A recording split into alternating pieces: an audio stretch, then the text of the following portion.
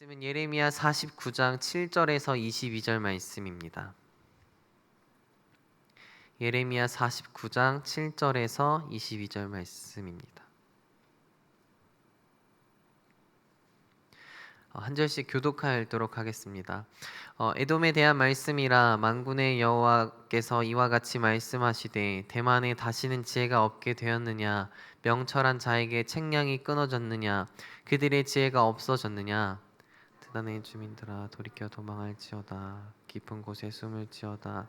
내가 에서의 재난을 그에게 닥치게 하여 그를 벌할 때까지 이르리라. 포도를 거두는 자들이 내게 이르면 약간의 열매도 남지 아니하겠고 밤에 도둑이 오면 그 욕심이 차기까지 멸하느니라. 그러나 내가 에서의 옷을 벗겨 그 숨은 곳을 드러나게 하였나니 그가 그 몸을 숙일 수 없을 것이라. 그 자손과 형제와 이웃이 멸망하신즉 그가 없어졌느니라. 내 고아들을 버려도 내가 그들을 살리리라. 내 과부들은 나를 의지할 것이니라. 여호와께서 이와 같이 말씀하시니라. 보라, 술잔을 마시는 습관이 없는 자도 반드시 마시겠거든 내가 형벌을 온전히 면하겠느냐. 면하지 못하리니 너는 반드시 마시리라. 여호와의 말씀이니라. 내가 나를 두고 맹세하노니 보스라가 놀램과 치욕거리와 황폐함과 저주거리가 될 것이요 그 모든 성읍이 영원히 황폐하리라 하시니라. 내가 여호와께서부터 오는 소식을 들었노라. 여러 나라 가운데 보내어 이르시되 너희는 모여서 그를 치며 일어나 싸우라. 보라, 내가 너를 여러 나라 가운데에서 작아지게 하였고 사람들 가운데서 멸시를 받게 하였느니라. 하여튼에 살며 점령한 자여 스스로 두려운 줄로 여기도가. 내 마음이 교만함이 너를 속였도다. 내가 독수리같이 보금자리를 높은 데 지었을지라도 내가 그리로부터 너를 끌어내리라. 여호와의 말씀이니라. 에돔이 공포의 대상이 되리니 그리로 지나가는 자마다 놀라며 그 모든 재앙으로 말미암아 탄식하리로다. 여호와의 말씀이시니라. 소돔과 고모라와 그의 이웃 성읍이 멸망한 것 같이 거기에 사는 사람이 없으며 그 가운데 머물러 살 사람이 아무도 없으리라. 보라, 사자가 유단강의 깊은 숲에서 나타나듯이 그가 와서 견고한 처소를 칠 것이라. 내가 즉시 그들을 거기서 쫓아내고 택한 자를 내가 그 위에 세우리니 나와 같은 자가 누구며 나와 더불어 다툴 자가 누구며 내 앞에 설 목자가 누구냐. 그런즉 에돔에 대한 여호와의 의도와 대만 주민에 대하여 결심하신 여호와의 계획을 들으라. 양떼의 어린 것들을 그들이 반드시 끌고 다니며 괴롭히고 그 처소로 황폐하지 않. 그들이 넘어지는 소리에 땅이 진동하며 그가 부르짖는 소리에 홍해가 들리리라. 보라, 원수가 독수리같이 날아와서 그를 날개를 보스라 위에 펴는 그날에 에돔 용사의 마음이 진동하는 여인과 같이 되겠으니라. 아멘. 성경에서 에돔에 대한 첫 언급은 창세기 25장에 나옵니다. 에돔은 에서의 별명이었습니다. 에서는 세일산에 정착하여서 에돔 족속의 조상이 되었습니다. 에돔은 야곱의 후손인 이스라엘의 형제 국가입니다. 그러나 출애굽 시대 때부터 에돔은 이스라엘을 적대시했으며 그 이후로도 두 나라의 갈등은 지속되었습니다. 이런 관계는 아모스 선지자의 선포에서도 볼 수 있습니다. 에돔은 주변 국가가 사로잡은 사람들을 매매하여서 종으로 부렸으며 더 나아가서 자기 형제 곧 이스라엘에게 칼로 그의 형제를 쫓아가며 긍휼을 버리며 항상 맹렬히 화를 내며 분을 끝없이 품었음이라 라고 이야기하고 있습니다. 에돔 족속은 사막과 산악지대에 거주하여서 독수리의 보금자리와 같이 비유되고 있습니다. 이는 에돔은 외부의 침략으로부터 자유로웠음을 뜻합니다. 그러나 오늘 말씀에서 예레미야는 에돔에 대한 심판을 선포할 뿐만 아니라 영원히 황폐하게 될 것이라고 선언합니다.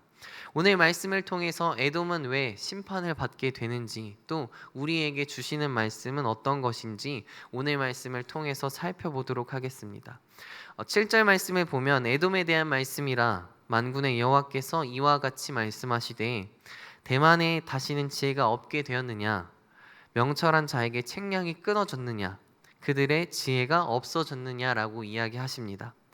성경에서는 대만은 에돔의 중요한 도시로 자주 언급되며 에돔의 지혜로운 사람들로 유명한 곳으로 묘사됩니다. 욥이 고난을 당할 때에 찾아온 친구 대만 사람 엘리바스를 생각할 수도 있습니다. 그는 욥과 같이 지혜를 가진 자였습니다. 에돔과 대만은 지혜로운 족속이라는 표현이 성경의 여러 곳에 등장하지만 그 지혜를 잃어버려서 하나님의 심판 가운데 놓이게 되었습니다. 지혜는 하나님께로 오는 것입니다. 하나님께로 오는 지혜를 상실한 것 자체가 심판인 것입니다. 예레미야는 두 가지 비유를 들어서 심판의 속성에 대해서 이야기하고 있습니다. 첫째, 포도를 수확할 때면 샅샅이 살펴서 모든 열매를 남김없이 따는 것이 아니라 가난한 자들이 먹을 수 있을 만큼 남겨두는 것이 율법의 미덕이었습니다. 둘째, 집에 도둑이 들어도 필요한 만큼 훔쳐가지 모든 것을 훔쳐가지는 않았습니다. 에돔에 임할 하나님의 심판을 포도 따기에 비유한다면 한 송이도 남김없이 따가는 것이며, 밤에 드는 도둑에 비유하면 집에 있는 것을 하나도 남김없이 빠뜨리지 않고 훔쳐가는 것과 같다는 것입니다. 매우 혹독하고 에돔의 존재성까지 흔들어 놓는 무서운 심판이 임한다는 것입니다. 자녀, 형제, 이웃을 비롯해 에돔에 관련된 모든 것들을 멸망시키시겠다고 말씀하십니다. 그러나 에돔의 멸망 가운데서도 하나님께서는 긍휼한 모습을 보이십니다. 고아들의 생명을 보호하시며 살려주시겠다고 말씀하십니다.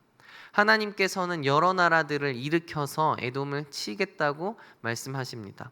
16절 말씀을 보면 바위 틈에 살며 산 꼭대기를 점령한 자여 스스로 두려운 자인 줄로 여김과 내 마음의 교만이 너를 속였도다. 내가 독수리같이 보금자리를 높은 데에 지었을지라도 내가 그리로부터 너를 끌어내리리라. 이는 여호와의 말씀이니라. 에돔이 망하는 이유는 모압, 암몬과 같이 교만과 거짓 평안 때문입니다. 에돔이 차지한 난공불락의 요새가 그들을 교만하게 했습니다. 난공불락 요새의 자리를 잡았을 뿐인데 자신들이 대단하다고 착각합니다. 그러나 하나님은 독수리가 먹이를 덮치듯이 이방 나라들을 사용해서 교만한 에돔을 공격해서 끌어내릴 것이라고 말씀하십니다. 하나님께서는 에돔이 세상에 부러움을 받던 사람에서 세상의 조롱거리가 될 것이라고 세 가지 말씀을 통해서 말씀하십니다. 18절 여호와의 말씀이라 소돔과 고모라와 그 이웃의 성읍들이 멸망한 것 같이 거기에 사는 사람이 없으며 그 가운데 머물러 살 사람이 아무도 없으리라.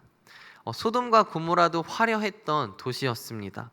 하지만 멸망하여 아무도 그 가운데 사는 사람이 없게 된 것처럼 에돔도 그와 같은 심판이 임할 것이라는 말씀입니다.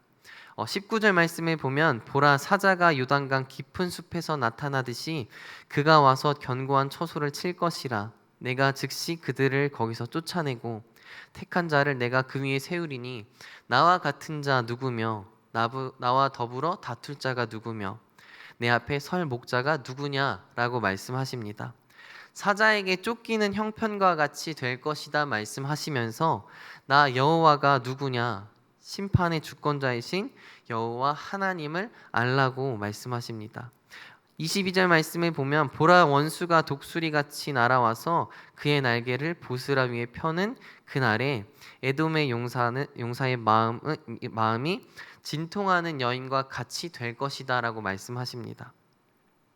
하나님께서는 교만한 그들의 용사들마저 해산하는 여인과 같이 떨게 될 것이다 라고 말씀하십니다. 아예 싸워볼 생각조차 하지 못할 것이라는 것입니다.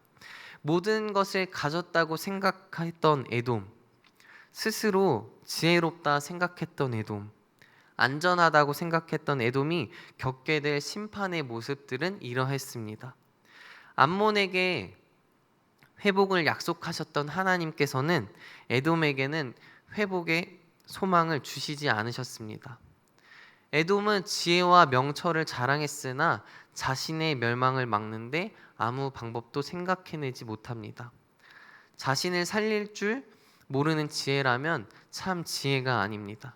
하나님을 인정하지 않는 자의 지혜는 도리어 자신의 멸망을 재촉하는 어리석음일 뿐입니다. 에돔은 높은 곳에 있었고 마치 난공불락의 요새 같았습니다. 그래서 스스로 안전하다고 여겼습니다. 그것이 그들의 교만의 이유였습니다. 우리는 무엇을 가졌다고 생각하게 되는 순간 그것을 의지하게 되고 하나님을 의지하지 않게 되면서 교만하게 됩니다. 잠언 말씀에 보면 교만은 패망의 선봉이요 거만한 마음은 넘어짐의 앞잡이이니라 라고 이야기하고 있습니다. 하나님께서 가장 싫어하시는 것이 교만입니다. 에돔은 교만했기 때문에 하나님의 심판을 피할 수 없게 되었습니다. 우리는 인간의 지혜를 믿는 것이 아니라 하나님의 지혜를 구해야 합니다. 나의 생각과 나의 뜻이 아닌 하나님의 생각과 하나님의 뜻을 구하는 성도님들이 되시길 소망합니다. 세상의 지혜가 아닌 하나님의 지혜를 소망하는 성도님들이 되길 소망합니다. 하나님은 높은 자를 낮추실 수 있고 또 낮은 자를 높이실 수 있는 분이십니다.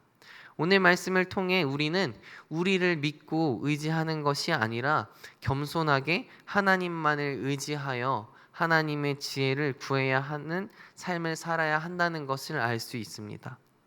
우리는 하나님을 의지하며 살다가도 내 삶이 평안해지면 또 살만해지면 내가 잘 지내는 것이 내가 평안한 것이 내가 해낸 것이라고 착각하며 교만해질 때도 있습니다.